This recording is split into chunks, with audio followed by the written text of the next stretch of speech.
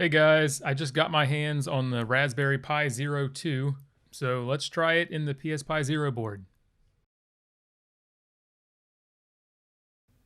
So in this video, I'm going to show you what I had to do to make the new Pi Zero work in my board, what sort of workarounds were needed to make the software work, and finally what issues remain.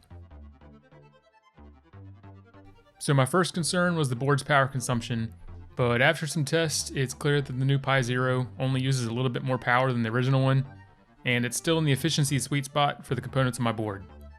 My second concern was operating voltage, because I'm powering my board in a very unique way. Battery power comes in through the JST connector, and this voltage will range between 3 volts and 4.2 volts depending on the charge condition of the battery.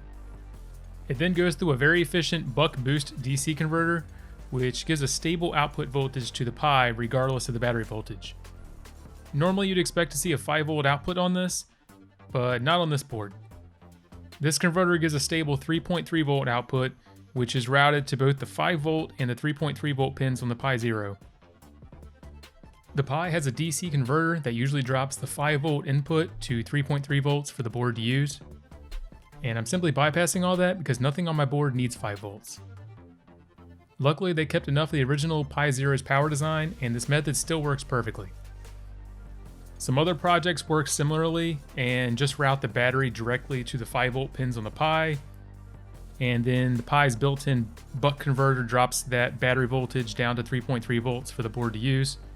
I did this on the PSPi version 4 back in 2017, and this method still works fine on the new Pi. Now for mounting the new Pi to my board. Comparing the old and the new Pi, you can see that the bottom pads have been relocated quite a bit.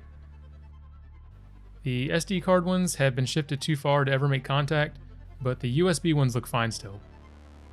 So we won't be able to install the SD card into the PSPi board, but that's fine because we can just put it directly into the Pi Zero.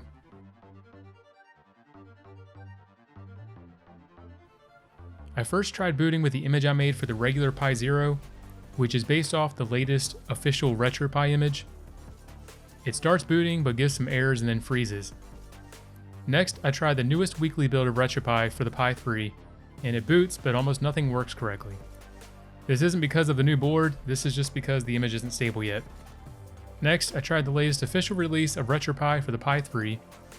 It does the same thing as the latest Raspberry Pi Zero build. It starts booting and then freezes. Then I took the SD card with that same Pi 3 image and booted it up in a Pi 3. I used one of my toppers to get a display and then connected it to Wi-Fi to run one update on it.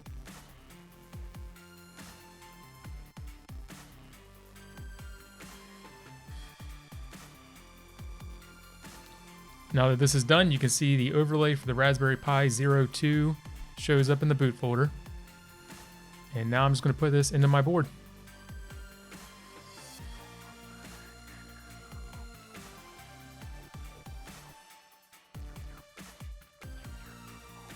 And after that update, everything is up and running.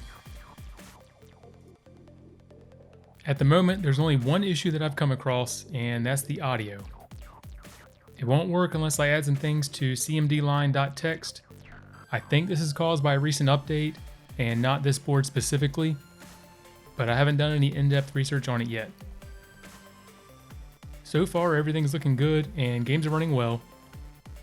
I still want to stress test this a bit more before recommending that you put a Pi Zero 2 in your board, but it's looking pretty good.